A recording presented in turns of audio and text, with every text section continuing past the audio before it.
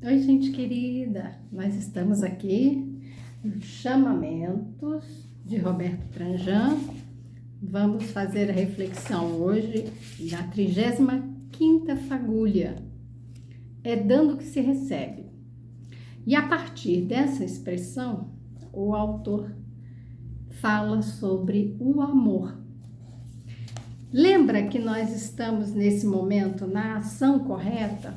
E é justamente o fato do amor ser uma ação correta que a gente vai ter que buscar esse entendimento. É muito fácil falar eu te amo. Eu vou dizer que é muito fácil. A gente tende a dizer para as pessoas: eu te amo, eu amo você, você é o amor da minha vida. E a gente fala isso para as crianças, para os filhos, a gente fala para os nossos companheiros, companheiras, a gente fala também para os animais, para as nossas plantinhas. E o que está querendo dizer isso tudo? Que a gente está endereçando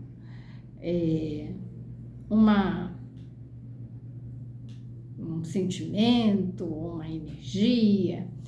Se a gente for olhar bem, o amor não é um sentimento, é muito mais do que isso. E é por isso que ele chama de uma ação correta.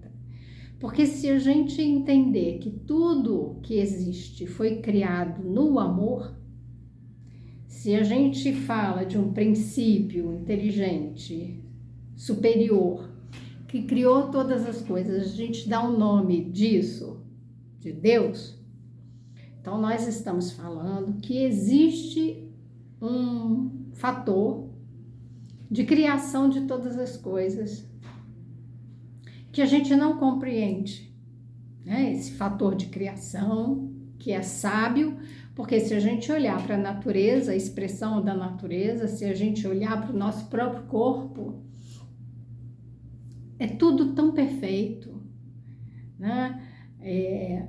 As células, como elas se especializam, se multiplicam, como que funciona, né, a fotossíntese, como funciona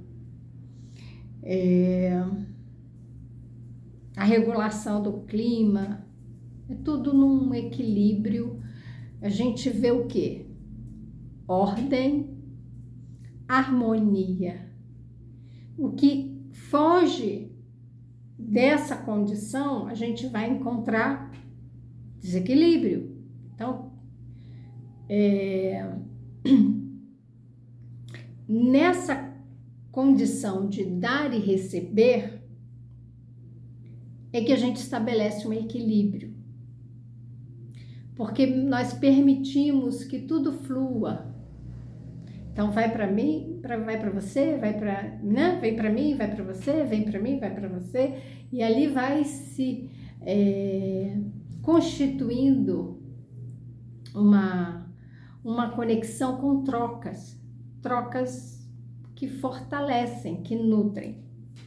Porque a gente vê, né, essas energias de troca, essas energias que colocam tudo em equilíbrio, em ordem, em harmonia, a gente encontra também beleza. Aquilo que tem harmonia transmite para nós uma impressão de beleza,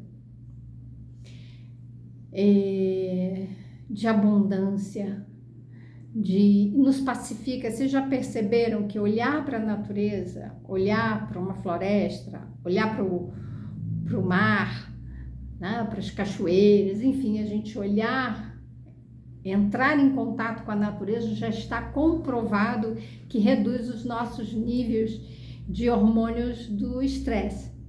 Já está comprovado. A gente precisa resgatar o contato com a natureza. Então, levar a criança, por exemplo, para brincar e ter contato com a terra, com as plantas, animais, porque nós somos seres naturais, mas nós temos nos colocado em condições de um certo afastamento. Tanto que ele começa dizendo que essa frase que foi colocada numa oração, a oração de São Francisco, e até me toca particularmente, porque é uma oração, música, né? Cantar uma oração que é cantada, é um louvor que eu cantava para os meus filhos, né? Sempre antes de dormir. E é algo que em mim faz muito sentido. Desde pequena, eu estudei em escola católica, eu tinha um apreço muito grande pela oração de São Francisco. Então, quando ele traz aqui, dando o que se recebe, ele fala com muita tristeza, vamos dizer, com muito desagrado, que essa expressão foi deturpada para poder ser incluída em negociações dentro de uma politicagem, vamos dizer assim, né? Ele vai falar em termos de negociações dentro da política. Então, política não é uma coisa ruim. A gente não está aqui falando de partido político e pessoas que assumiram cargo dentro do que a gente chama de política, né? Mas a política no sentido do que ela representa como esse cuidado com a polis, né? Com as pessoas. Então, tudo é político, tudo é uma relação de troca, de cuidados. Não? Só que a gente deturpou muito essa palavra, e aí é quando ele traz o dar e receber, porque assim, você tem que ser política, você tem que fazer um jogo político. O que é? Você tem que negociar, você dá alguma coisa para receber outra em troca. E aí essa expressão, dando o que se recebe, passou a ser utilizada, mas nesse outro contexto, de interesse, de negociação, de exploração, inclusive, são barganhas. Não é o sentido do amor. A oração de São Francisco, ela trata do amor, que a gente vê que não está ali fazendo parte do jogo político. O jogo político são interesses pessoais, muitas vezes, que nada tem de político, ou seja, de olhar para a polis, para o povo. Então, estamos aqui para falar desse sentido de dar e receber, das trocas, do amor. Esse é um capítulo que ele vai se dedicar a falar do amor. E nada tão importante, tão sério, tão necessário falar sobre o amor hoje em dia. As relações estão muito conturbadas, todo tipo de relacionamento. E os mais graves é a gente verificar relacionamentos que perpassam violência física, violência principalmente psicológica no sentido de que as pessoas são humilhadas, são rebaixadas, são coagidas. Então, nosso relacionamento só vai dar certo se você fizer aquilo que eu quero. Então, não tem uma troca de amor, né? Não tem amor. Mas eu amo essa pessoa. Então, de novo, a gente cai numa expressão, eu amo você, que foi se esvaziando de sentido. Qual é o sentido que a gente dá para a expressão eu te amo? Não é o mesmo. Então tem amar tem o que a gente chama de um significante, tem uma interpretação própria. Quando eu amo, quando eu digo para outra pessoa que eu a amo, eu tenho um entendimento que me é próprio, particular, do que é o amor, da forma como eu sinto, da forma como eu busco essas trocas, aquilo que eu estou oferecendo. Porque se eu estou plena de amor, se eu amo, eu não necessariamente preciso que a pessoa corresponda. Então, nós entramos no campo de, muitas vezes, exigir a correspondência. Você tem que me amar como eu te amo, você tem que fazer aquilo que eu quero para eu poder te amar. Então, essas são negociações na base de uma troca. Se você me der aquilo que eu quero, eu te dou aquilo que você quer, mas será que a gente está recebendo aquilo que a gente quer? Se a gente tem que abrir mão, às vezes a gente tem que abrir mão de quem nós somos, daquilo que a gente acredita, para poder agradar o outro. Isso não é amor. Essa é a grande questão, que a gente vai e confunde.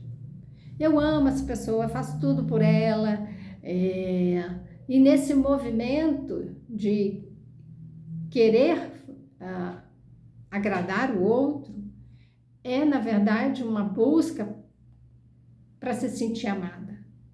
Porque não tem o amor por si próprio, para se nutrir, para se preencher. E há uma busca de que o outro me preencha. Só que o outro também não tem para dar. Esse é o grande fracasso nessas relações. E eu falo fracasso, sim, porque um está buscando no outro aquilo que nenhum deles tem para dar. E o problema é o seguinte, isso não começa no relacionamento conjugal, isso já vem muito antes. É uma bagagem que a gente traz da nossa infância, uma bagagem que vamos dizer, um companheiro, uma companheira, né? Ele traz a história dele e ela traz a história dela, com as necessidades dela, com as feridas dela, e ele também traz.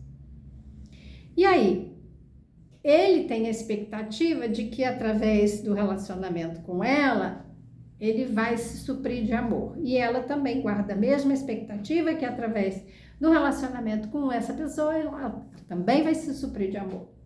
Acontece que, qual é o significante? O que cada um entende como expressão do amor. Então, por exemplo, vai dizer que para se sentir amado, ele não pode ser frustrado, contrariado. A pessoa tem que fazer tudo que ele quer. E aí ele vai se sentir bem. Ele vai se sentir atendido, né? Nas necessidades, aí eu vou dizer até nas carências. Só que o que acontece? Se a gente já traz isso como uma herança dos nossos relacionamentos primários ali, com mãe, com pai, se eu tive que abrir mão de quem eu sou para poder agradar minha mãe e meu pai, porque só assim eu recebi a atenção deles. Então vamos dizer, a minha mãe só me dava atenção, só me dava um carinho quando eu tirava nota boa na escola, quando eu era melhor aluna, ganhava um prêmio nisso, um prêmio daquilo, quando eu era comportadinha, quieta, né? Então, assim, eu tinha que manifestar um tipo de comportamento que para a mãe, para o pai, era agradável. Então, a gente faz isso até hoje. Os pais ainda querem crianças obedientes, comportadas, quietas, que não deem trabalho. é compreensível porque a gente está vivendo um mundo de uma exaustão. Os pais estão para lá de exaustos. Eles estão tão sobrecarregados, principalmente a mulher, que ainda continua tendo, né, uma carga de trabalho duplicada, então ela trabalha fora, trabalha dentro, aí tem que cuidar dos filhos, ver as coisas da escola dos filhos, ver a comida, a casa, sobrecarrega com uma série de tarefas, responsabilidades, e às vezes é isso, a gente chega em casa e fala, eu só quero deitar na cama e dormir, que venha o dia seguinte. O problema é que nessa sociedade do cansaço, que tem um filósofo que fala dessa expressão, né? Nós estamos focados na performance, porque essa performance é o que vai nos dar status, reconhecimento, né? E o dinheiro no mundo capitalista. Eu vou perdendo relacionamento, eu vou ficando cada vez mais isolada, eu tenho lá o meu núcleo de pessoas, reduz-se a rede de apoio, e a criança que costumava viver em uma família grande, em contato com outros familiares, não tem mais, ela sequer vai ter filho, né, irmãos, e as famílias agora, estatisticamente, já está se verificando que as famílias estão tendo mais animais domésticos do que filhos. Filhos agora está 0 para alguns casais, né? Então, não. Antes a família tinha 3, as famílias grandes, 12, aí 10 filhos. A mulher ficava dentro de casa cuidando da família, que é muito grande. Mas ela tinha uma rede de apoio. Ela tinha os outros familiares morando próximo.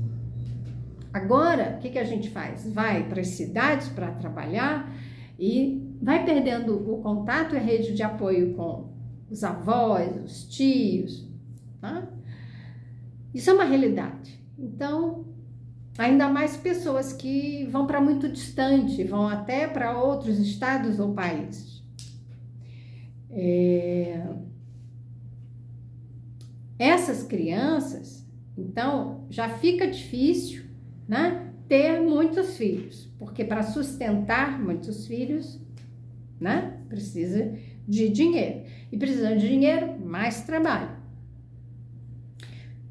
A gente fica sem essa rede de apoio. Então, eu preciso fazer o quê? Reduzir o número de filhos, porque eu não tenho rede de apoio, mas eu tenho que trabalhar para sustentar, então eu tenho que ter a estrutura de uma creche, de uma escola. Nós vivemos essa realidade é exaustiva, ela compromete os relacionamentos sociais e a gente não tem a possibilidade de entrar em contato conosco.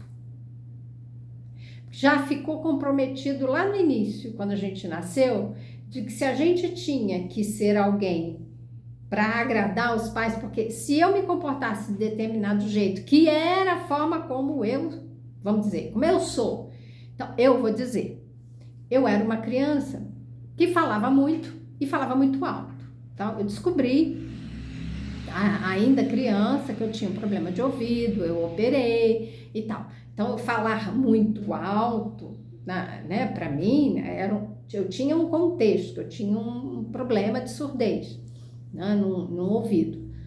Mas aquilo chamava atenção. Eu sempre fui extrovertida, de falar muito, me expressar, gesticulando, e muito alto. Isso, para algumas pessoas, não é bem visto. Eu era chamada de escandalosa pelos meus colegas. Hoje em dia isso se chama bullying. Eu não me incomodava. Então, tem pessoas que vão se incomodar, né? Estão me chamando assim, me falam que eu sou isso, né? Então, olha a problemática que isso envolve. É muita coisa que dá para desdobrar nesse tema. E eu estou desdobrando aqui para dizer que vamos dizer que para ser aceita, eu tinha que me comportar de determinado jeito, eu tinha que domar essa forma de me expressar. E aí eu tinha que ser alguém que eu não era. Eu tinha que ser alguém para agradar, porque aí sim, agradando alguém, eu recebia elogio, recebia atenção, recebia carinho. E pior ainda, se eu não agradasse, se eu era punida, esse comportamento reprimido com castigos, punições, tal, com violência, isso vai acontecer de passar a ser um modo de regulação dos relacionamentos. Inclusive os relacionamentos quando eu for adulta, com outros adultos, no trabalho, no casamento, no namoro, com os filhos.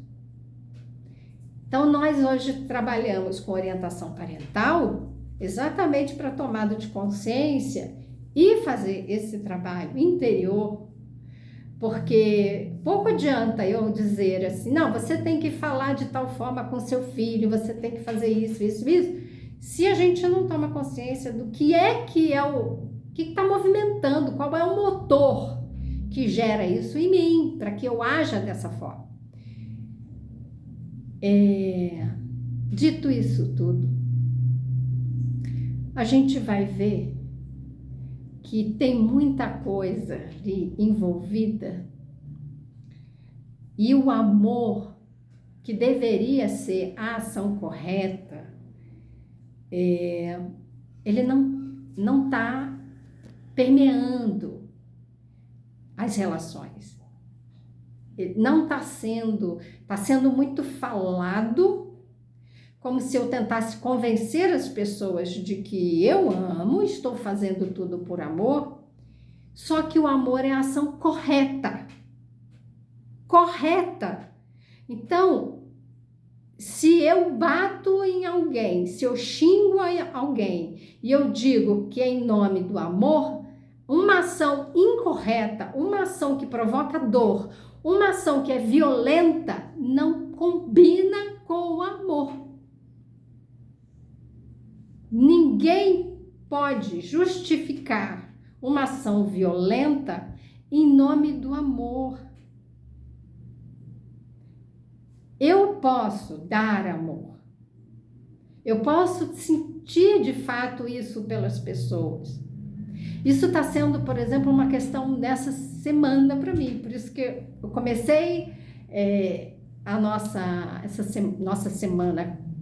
Hoje é quarta-feira, não consegui fazer os vídeos porque a turma aqui ficou doente e eu ontem também passei muito mal. Então já estamos melhor. Mas foi uma questão que estava permeando. E aí, com o capítulo de hoje, eu fico muito feliz de poder parar para refletir. Porque tudo chega para a gente no momento certo. E eu estava pensando exatamente nisso, assim, caramba, eu estou sentindo amor. Às vezes as pessoas falam comigo e eu fico como se meio anestesiada. E eu tô tomando consciência disso. As nossas ações permeadas pela violência, pela raiva, ainda que justificadas, eu estou fazendo isso para o seu bem, para o bem da família, não está. A pessoa não está tomando consciência do que está permeando e está no comando das suas ações. Que tipos de pensamentos e sentimentos, as feridas que estão ali por trás, que está sendo o motor para que ela haja de determinada forma, ainda que ela acredite que é para o bem. Eu senti um pouco desse anestesiamento, assim, então eu busquei a conexão comigo. Eu quero amar. É uma escolha que eu faço. Então, quando eu trago a oração, que é dando que se recebe, eu estou fluindo amor e o amor virá para mim, não quer dizer que ele chegará pelas pessoas que eu amo. Olha só. Eu crio uma expectativa de que se eu amo meu companheiro, vai fluir dele o amor. Não. Eu troco com o universo. Quando eu coloco a minha intenção, quando eu coloco a minha energia, quando eu levo o amor para as plantas, para os animais, para os filhos, para o companheiro, eu estou vibrando no amor, eu estou emanando amor. Nem todas as pessoas vão conseguir receber o amor que eu tenho para dar. Muitas pessoas podem estar anestesiadas, bloqueadas, realmente reticentes, fechadas para receber esse amor e elas não têm para dar. A gente vai precisar olhar para essa situação com muito carinho, porque tudo que a gente mais quer é ser amado. É tudo que a gente mais quer. É tudo que a gente mais quer. É sentir que tem alguém que se importa. Que a gente é importante para alguém. Porque era assim que quando nós nascemos, que nós queríamos nos sentir pelo nosso pai e pela nossa mãe. Então eu vou dizer para você, você importa. Você importa para Deus, você importa para o universo, você importa mais do que para todas as pessoas no mundo. Você deveria ser importante para você. Eu sou importante para mim, você é importante para você. E aí eu vou te dizer que se eu tenho amor para dar, você vai ser importante para mim. E eu vou dar amor para você. Porque se eu tenho amor, todas as pessoas são importantes para mim. Se eu tenho amor, toda a natureza é importante para mim. Se eu tenho amor, todos os animais são importantes. Se eu tenho amor, eu amo. E se eu amo, tudo importa. Não tem exceção. O amor não faz exceção. Pensa nisso, com carinho. Eu te amo. Até o nosso próximo encontro.